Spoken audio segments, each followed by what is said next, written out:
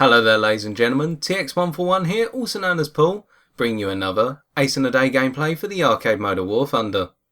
In today's instalment, I shall be reviewing the P-36A Hawk.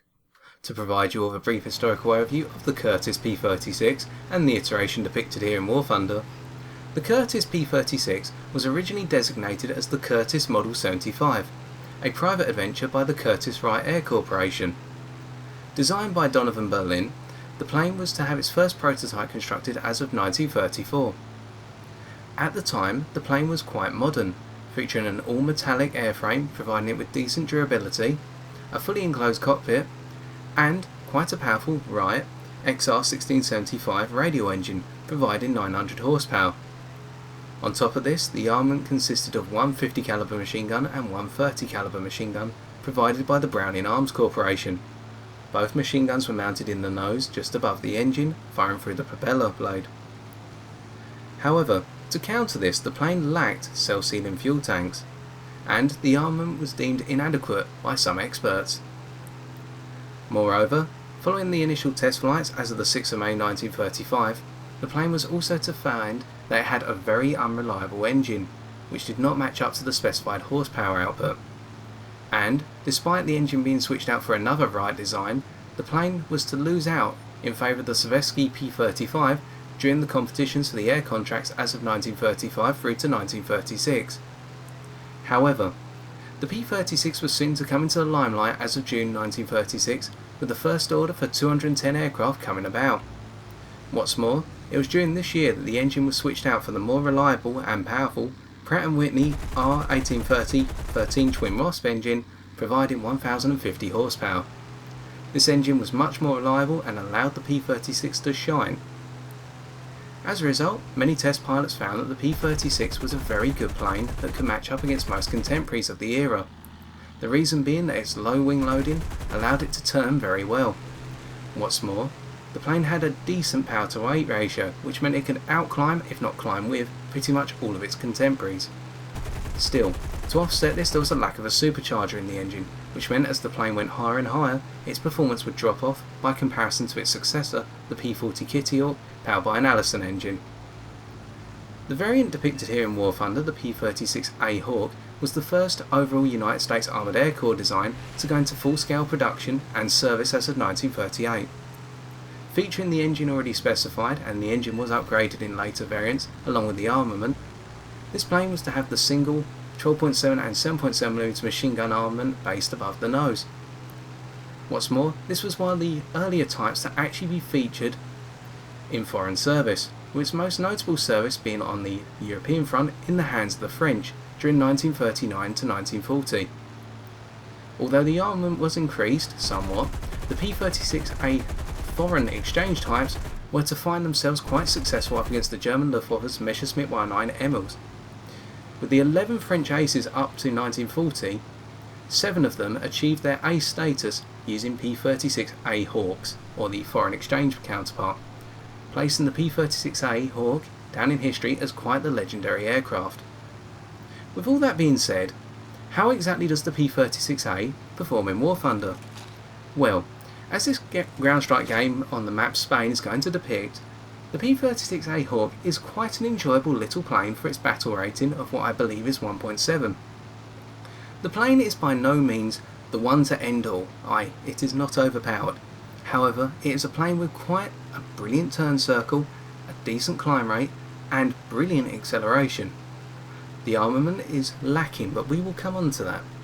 And before we go any further, we must consider our setup. For both sets of machine guns I am using Omni-purpose ammunition. I am doing this because I find that neither of the two machine guns has any significant contributions from say the stealth or the tracer belts, and indeed the Omni-purpose ammunition is the most effective at all targets, with incendiary rounds setting targets on fire where appropriate and armour piercing rounds going through the armour on heavier bombers such as this PBY-5 when and where needed. I'm using a 500 metre gun convergence because all the guns are based in the nose, that is a standardisation of my normal loadout, and I have a 30-minute fuel load for standardised reasons. As this PBY-5 tries to break away, I've already killed 2 of their gunners and taken out their right hand engine, or their right hand engine is crippled. Yet my last burst rips off the tail section. Now I'm going to put a disclaimer in here. As of the next patch, I get the feeling the PVYs will be a little bit tougher because there has been a lot of debate so far about damage models, so please do not go hunting PVYs with the expectations that their tail sections will come off automatically after you've watched this video. Still, I digress. Now we've talked about the setup, so what are the positives? Well, much like the historical counterpart, this plane is a brilliant turn fighter because of that low wing loading.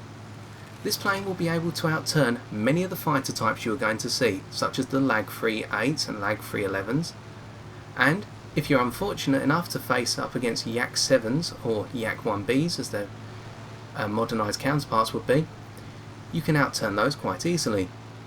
Moreover, you can actually give Spitfire Mark 1s a run for their money, although a Hurricane Mark 1 will be able to turn with you, especially at lower speeds. A plane which can outturn you for definite is a KI-43 Mark II, and what's more, pretty much all of the biplanes will be able to outturn you. So, really your turn circle is almost superior to all of your modernised, or battle rating I should say, contemporaries that are all monoplanes. As a result, you can always resort to turn fighting when needed. We then move on to the performance of the engine and the climb rate of this plane. As depicted at the start of this game, with my 2-on-1 dogfight against a Buffalo and a fellow P-36, I was able to climb up to their altitude quite easily, if not climb a little bit above them. However, at no point is your climb rate able to completely outclass everyone else in your battle rating category. The plane that does this is the KI-43, and so you will have occasions whereby your opponents will be able to outclimb you in given circumstances. So I would not advise hoping that you can outclimb everyone on a game-to-game basis.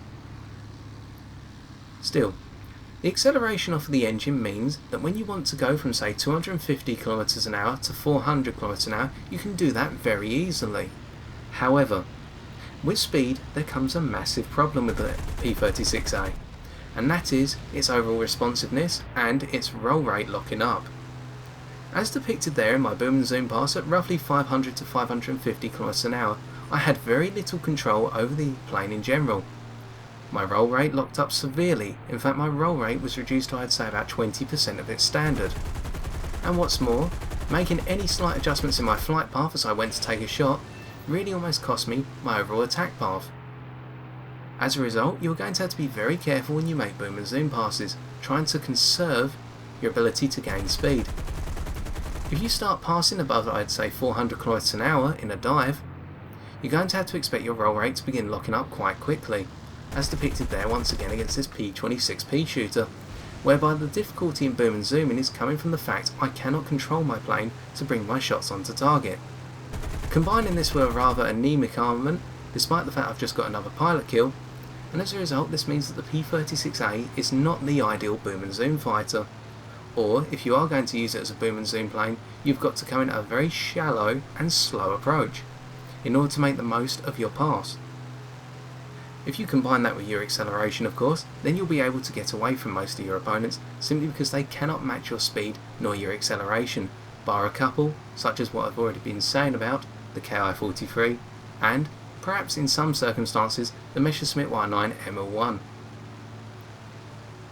So, we then move on to the durability of this plane. Now the durability of the P-36A Hawk is actually quite good.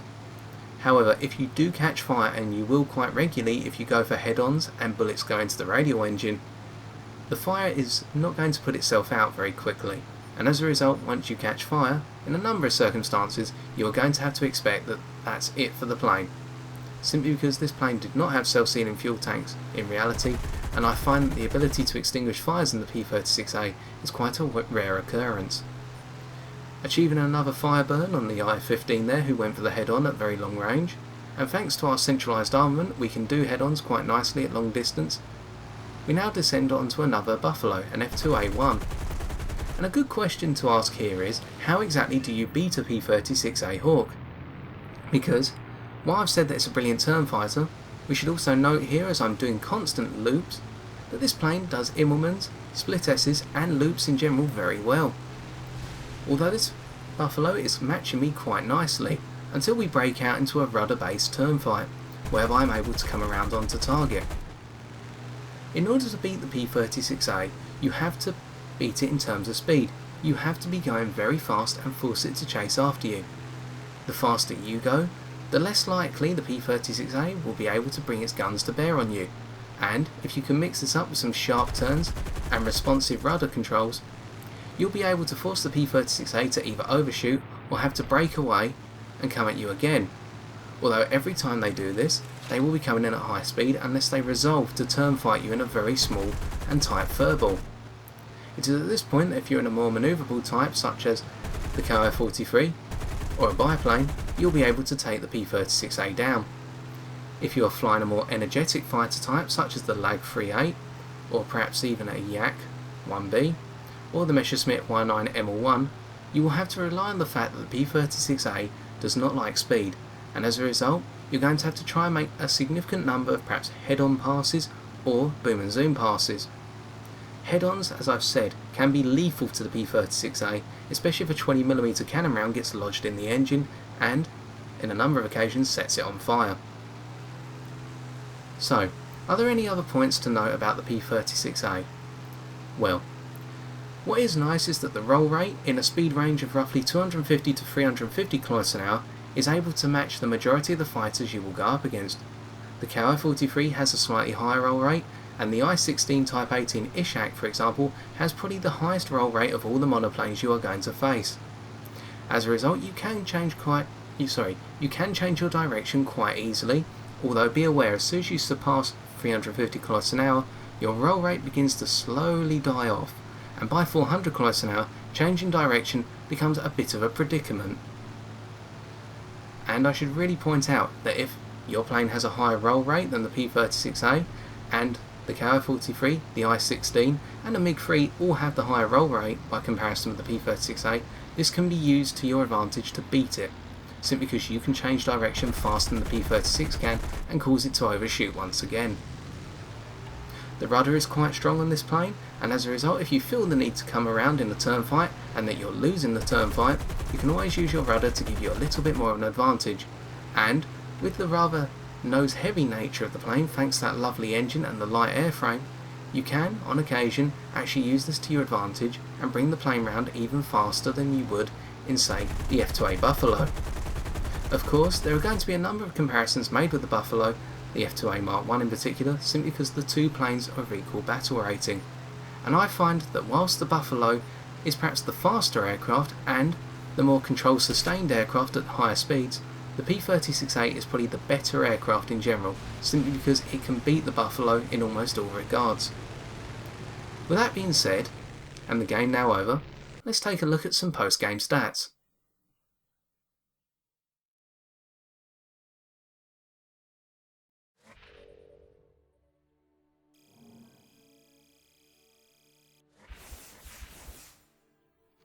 So, in reflection we see that our 6 kills netted us 11,280 silver lions. What's more, we earned 892 research points, with 268 research points going towards our research on the P-51D30. We conclude this review of the P-36A by realising its potential as a nice little turn fighter at a battle rating niche of 1.7. This plane, if confined to a speed range of 250 to 350 km/h, performs at its best, outturning most monoplanes bar the KI-43 and an I-16, and if you drop below 250 km/h, planes such as the Hurricane Mark I will be able to outturn you. Go above 350 km/h, and really this points out where the P-36A is not ideal for fulfilling a boom and zoom or energy fighter role. The roll rate locks up rapidly, and by 450 km/h it's very difficult to change direction or even roll the plane 90 degrees. Compound on top of this the armament of 112.7 and 17.7 localised in the nose. Whilst it's accurate, it lacks the punch that say a 20mm on the LAG-38 will be able to give. As a result, this means that the plane is not perfect for attacking bombers unless you can take out the gunners at long ranges, i.e. 0.6 km outwards, and then close in and aim specifically for the engines or critical situations such as the wing spars. Do that and you'll be able to bag yourselves PBYs, HE-111 H3s and SB2Ms when and where necessary. Still, we always have to remember that this is a plane which has a powerful engine and as a result can accelerate away from most opponents, bar say the F-2A Buffalo if it dives after you, or just simply outclimb opponents due to its decent climb rate, although again, planes such as the Spitfire Mark I will be able to climb with you to an extent up to say 4,000 metres, at which point your performance drops away. Nonetheless, we can see by comparison the rest of our team that we came first, not by a huge margin, but because we utilised all the strengths of our Hawk to great effect. We should also realise that due to the battle rating of 1.7, it is very rare that dogfights occur above 4,000 metres, and so I would recommend sticking to 1,500 to 3,000 metres, and this is the altitude range which I feel the plane performs at its best. As a result, if you are a pilot who is looking to practice the ins and outs of turn fighting and have the ability to break away thanks to a decent climb rate and brilliant acceleration when a situation gets too hot, then the P-36A Hawk is the pursuit fighter for you. And so I've been TX141, and if you've enjoyed this video, why not leave a like, comment or subscribe for future War Thunder videos on my channel. Until next time, ladies and gentlemen, take care and good luck in the skies!